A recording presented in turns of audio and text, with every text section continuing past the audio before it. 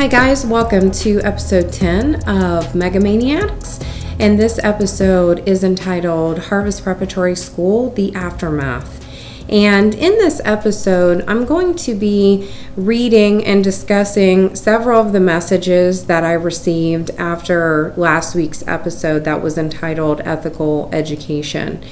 And I'll be reading the messages and maybe discussing a little bit about these. Now, I'm going to try to keep these messages as confidential as possible, so we may not necessarily know who's writing in and who their children are in situations. We want to protect that information.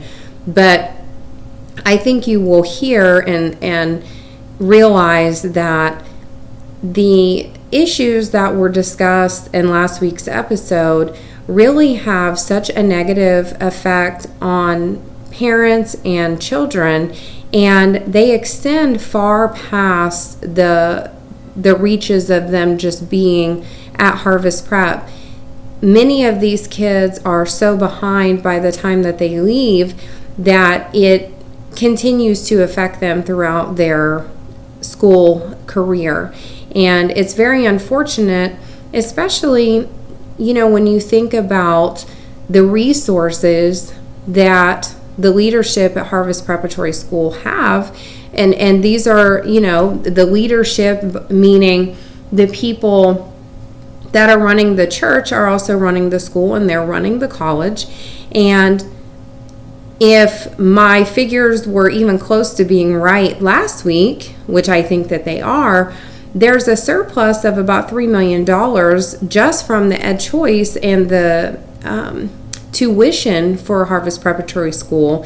And it's not being utilized, in my opinion, to better the school and to better the resources and for the teachers and making sure that the staff is correctly proportioned for the school and the class sizes, but ensuring that the curriculum is up to date and there is enough to go around, and that instead of maybe blessing all of these people that are coming to be special guest speakers at World Harvest Church, maybe you could take some of that money that you're spending on Gucci and Louis Vuitton and Hermes and maybe spend it on your teachers and appreciate them appropriately and make sure that they have the resources that they need to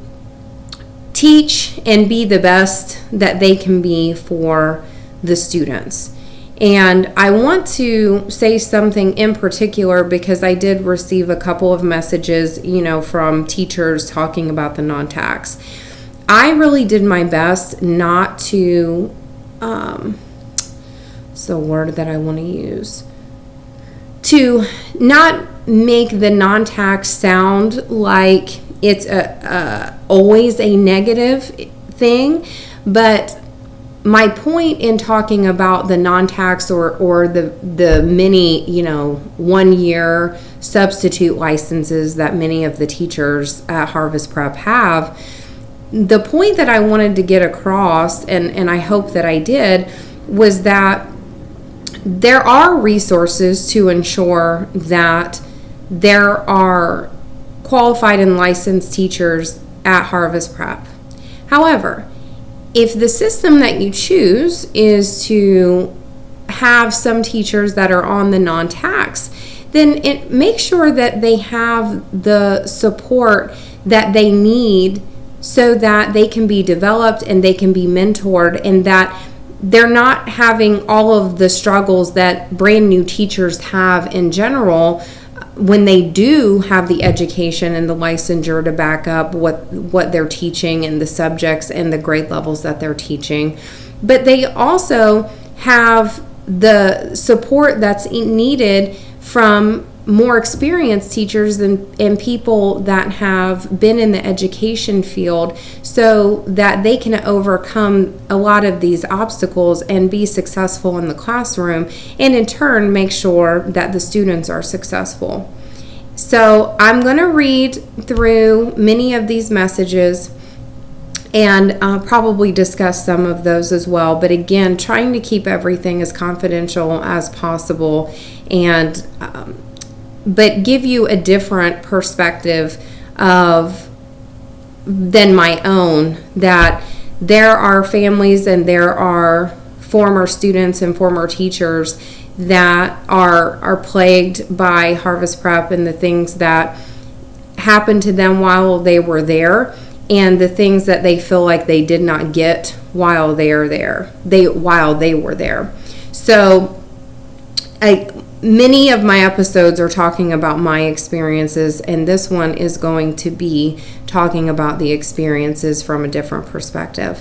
And I will also say, because of that, I don't have, a way of proving, if you will, some of the things that are being said. But many of these people I do know, and know that of the struggles that they've had with their children since they left there. So with the first message that I received, I'm going to get started on that. So this one says, 22 or so years ago, Rodney, who is PRP, lured Andrew out of college in his first semester at Ashland. I threw a fit, but the move was defended, and Andrew received a teaching position at World Harvest Church or Harvest Preparatory School. An event occurred that soured Andrew on Rodney to the point Andrew quit and started a website featuring reasons why he disliked Rod Parsley. Andrew was forced to be a part of a scheme to change Ashton Parsley's grades to get her into Miami of Ohio University. Andrew objected, but was somehow forced to make the changes. He'd later resign and join the Air Force and get an amazing education. But why he returned to World Harvest Church, Harvest Preparatory School, has always been a mystery to me. So that's the first message that I received. And, it's really disheartening to hear those things. And again, like I said, I can't prove the validity of what's being said because I wasn't there during that time clearly.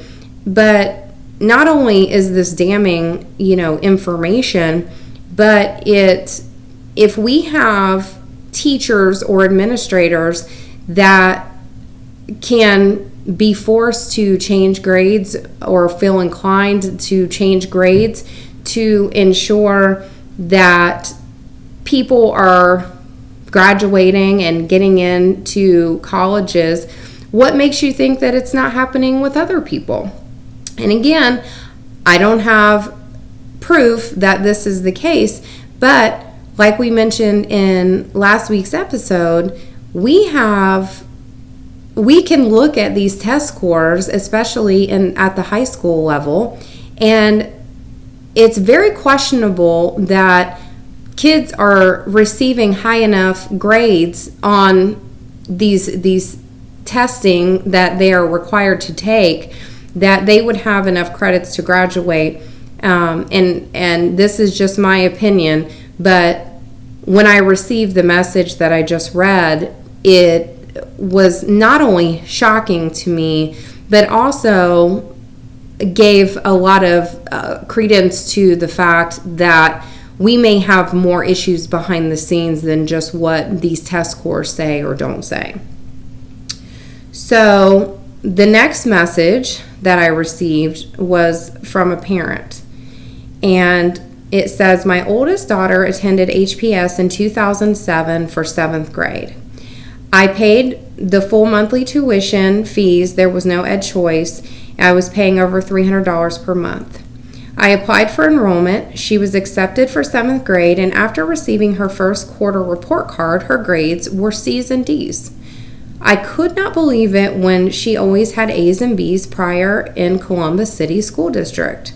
However, it became apparent to me after carefully reviewing her report card, the school skipped her to 8th grade without my knowledge or consent and placed her in 8th grade classes. I was livid.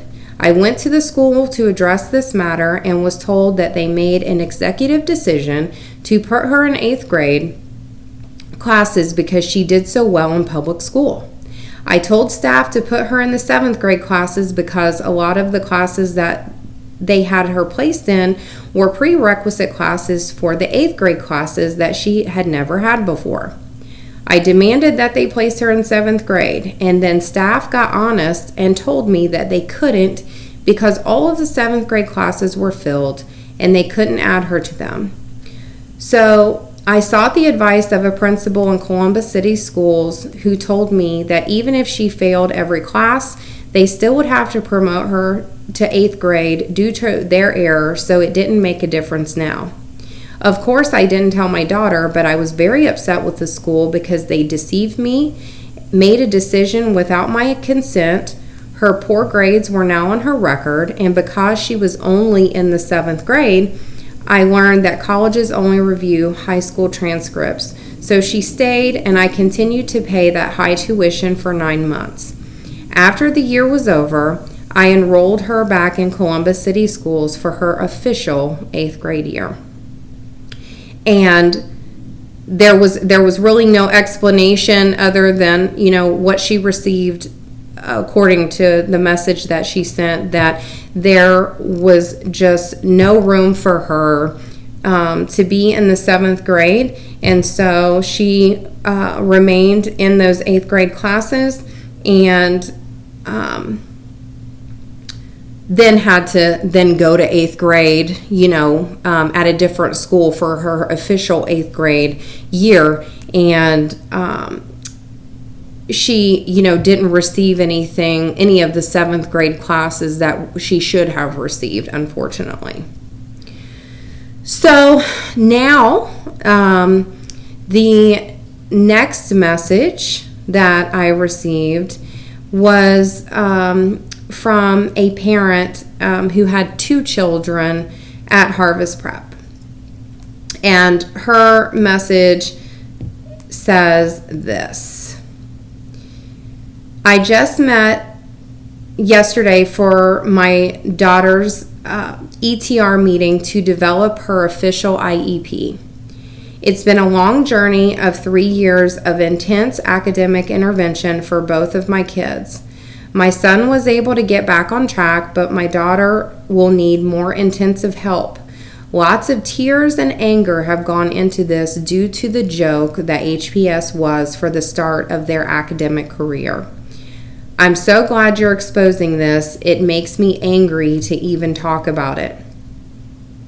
Then she goes on to say, before we left Harvest Prep, I had a meeting with the principal and was told that the school was a hot mess and I should put my kids in Pickerington schools. I was also told they couldn't afford, and she has couldn't afford in quotation marks, textbooks or printer ink for the copy machine. What an absolute joke. I wanted to report them to the education board so bad when we left. Honestly, I'm not sure why I didn't. I later found out that my kid's 3rd grade teacher didn't have a teaching license. How can they sleep at night when they're ruining kids' academic future? It's sick. And again, this message is similar, to the some of the experience that I had while there, but also has many implications of the test scores. What are we using to ensure that our kids are on grade level and they are not only meeting expectations but they're exceeding expectations? And these poor kids are, and I believe most of them, if not all of them, are very smart kids and their parents are very well intentioned. And they leave, and that's when they find out how far behind they are because they were unaware, because all they're hearing while they're at Harvest Prep is, your kids have good grades, they're doing well, they're, the top of the class. And these other situations and these test scores are, quite frankly, proving differently. So I have another message. My daughter was 2 years behind in math. When our daughter was tested at her new school, they could not accept her unless she repeated a grade, so that when we did 1 year, then we did 1 year online. She tested the next summer and she was still behind, but they allowed her to come at a lower level math class. She could not do any homework without assistance and help, and we had her in tutoring for that entire summer as well. Now, after being at her new school for 2 years, she is on grade level and hardly ever needs any help. Our son had to repeat second grade because he was too behind. And again, like I mentioned last week, according to the spreadsheet that I showed, kids that are at Harvest Prep for a longer period of time are showing more signs of having issues as they get into the higher grades, that they do not have what is needed for them to excel in those grade levels. And in fact, even though they may be in the appropriate current grade, they seem to be very far behind, especially when they're taken out and put at other schools where they're testing, their knowledge and what grade level they should be on. And again, that was my experience as well. So now, just bear with me for a second. We're going to go to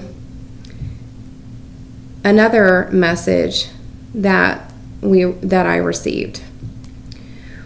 When we moved away from Ohio and from Harvest Preparatory School, our kids were averaging a year and a half behind. We had to spend a bunch of money catching our kids up to where they are now.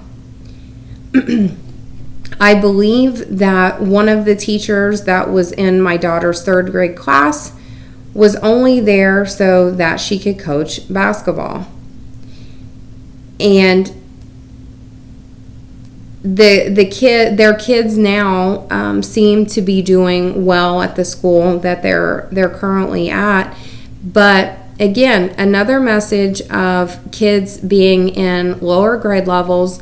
They're moving away from HPS, and the kids are a year and a half to 2 years behind. And that can't be a coincidence, in my opinion, that you have, the experience that I spoke about, with my kids, but also the fact that we have several different families that are writing in, or that, I knew beforehand, the experiences that they were having. So this next message I received is from a former teacher at Harvest Prep.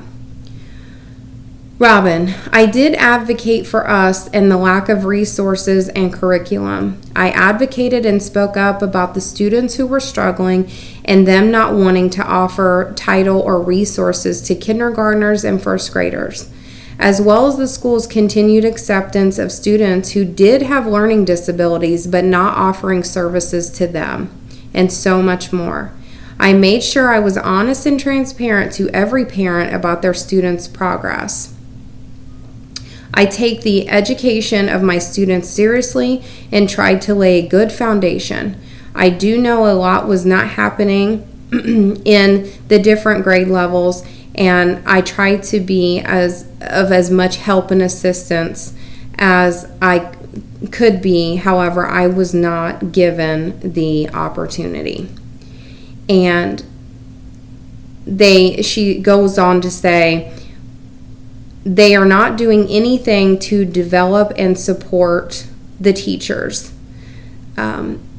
And she is now at another school, and she feels like she's getting the resources and the professional development and the educational opportunities and mentorship and curriculum being that is being supplied to them, that they're top notch and that she is doing very well.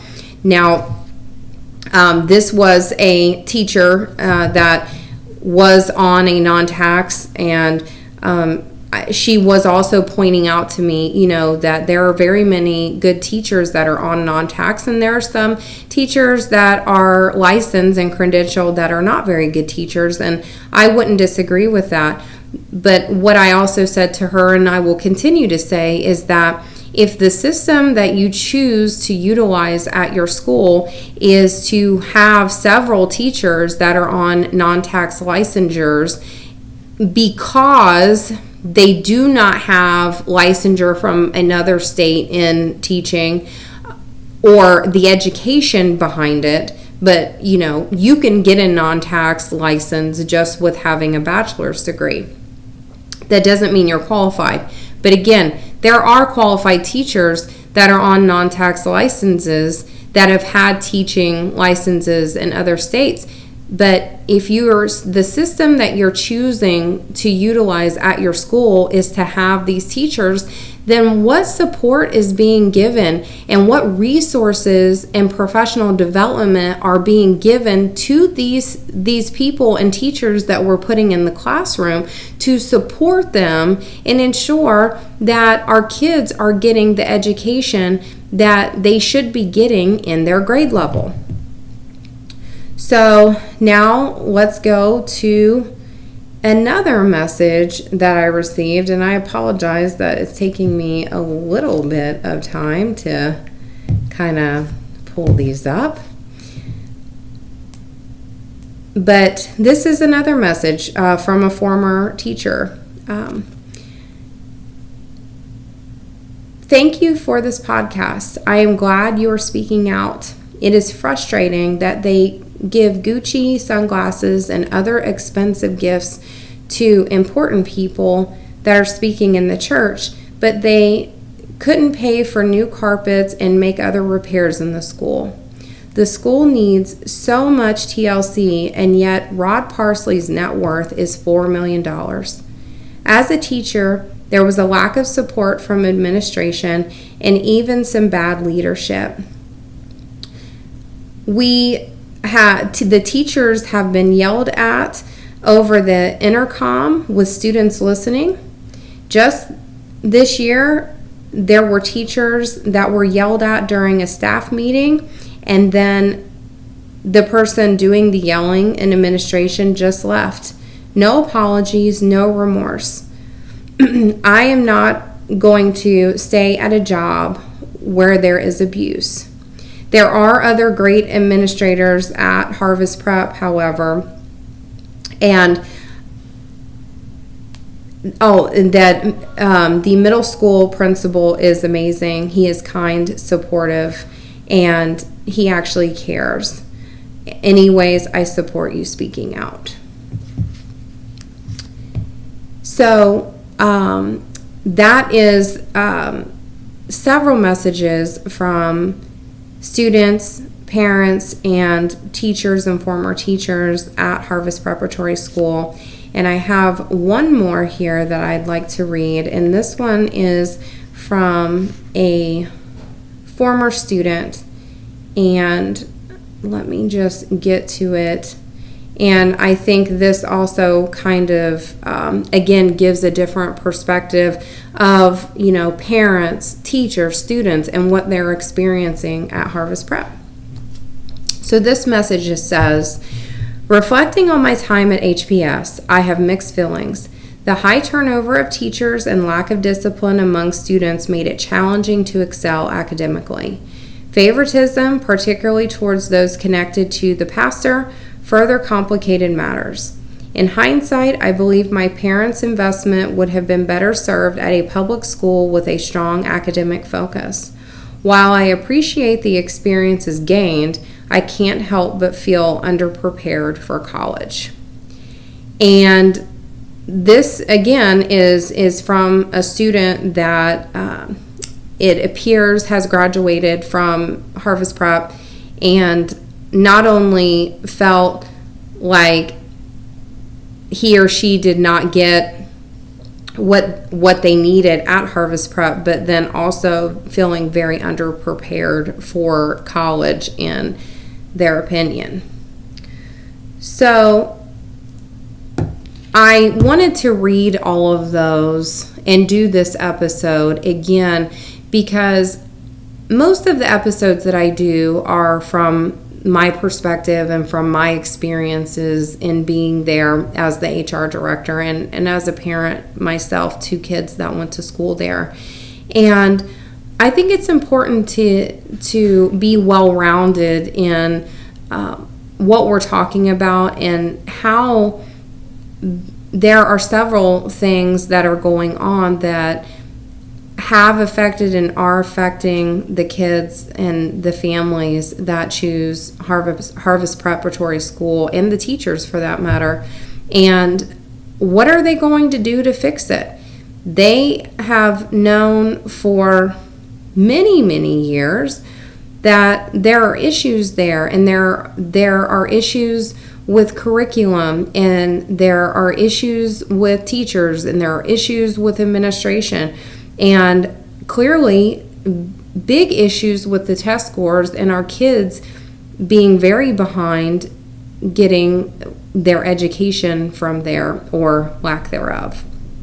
And so I, again, hope that this episode is seen, and I hope that people that have the power to make the decisions are the ones that are saying our kids deserve better, our students and our teachers and our support staff deserve better, and what are we going to do to fix it? How are we going to fix this? Because like I said before, I have always believed that Harvest Prep could be a successful school and successful organization, but it doesn't seem that the resources that are plentiful are being poured into the school and into the right places in the school to ensure that our kids and our teachers are getting everything that they need. So, like I always do, I want to finish with a Bible verse. I have one for today. I know I usually do 2, but this is Proverbs 22:6, and I'm sure most of you have heard it and read it and probably quoted it yourself. Train up a child in the ways he should go, and when he is old, he will not depart from it. And I think that, that Bible verse encompasses a lot of different things. Obviously, we want to raise our kids, those of us that are Christians, we want to raise our kids to know God, to believe in God, to be saved and baptized and just have a real relationship with God so that, when life gets tough, that our kids know that they can lean on God and not, go with the ways of the world or things that may be a negative, crutch for them, but that there's really a power in prayer and having a relationship with God, and that we should cultivate that as much as possible.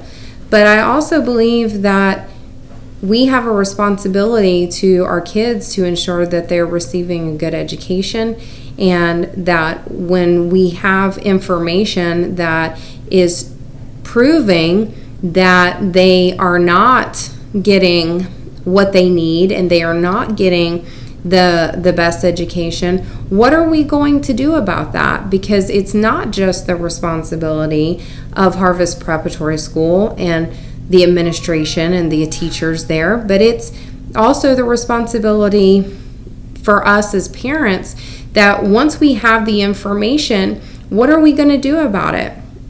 Are we going to investigate? Are we going to do our due diligence? Or are we worried about what the Parsleys think about us? Or are we worried about what's, the backlash that we might get if we decide to pull our students out of there, or even just ask, more questions. And again, some of this information is not public knowledge, but now that it's out there and it's being discussed, what are we going to do better by our kids? And Harvest Prep and World Harvest Church, what are you going to do better by the kids that attend your school and the families that are paying for their kids to attend your school? What are you going to do for them, and what are you going to do for your teachers that continue to be put on the back burner and not supported and not loved and appreciated by a organization that puts a much higher value on people that are guest speakers within the church rather than the everyday teachers, staff, and support staff that are trying to do the best by the kids as they can do. And much of the time they do not have the resources available to give the kids everything that they need. So what's going to be done? You have all of this information now. The test scores have been available for a long time, even before I was there. And, all I was told is that we know what the test scores say, and nothing else was done about it, to my knowledge. So I am imploring you to do your due diligence if you are a parent that has your children there. And I am imploring the leadership at Harvest Prep and World Harvest Church to drill down on these things and do the right thing. And for goodness sakes, do not encourage your teachers and administrator to change grades or cover things up if that in fact happened and has happened and is going on, because that to me is inexcusable and that needs to be corrected as soon as possible. So I will end with that because I can keep going, y'all. But again, thank you for watching. Thank you for liking and subscribing. Thank you so much for your messages, and have a good evening, and stay tuned to next week's episode 11, that is entitled Unholy Presence. Have a good evening.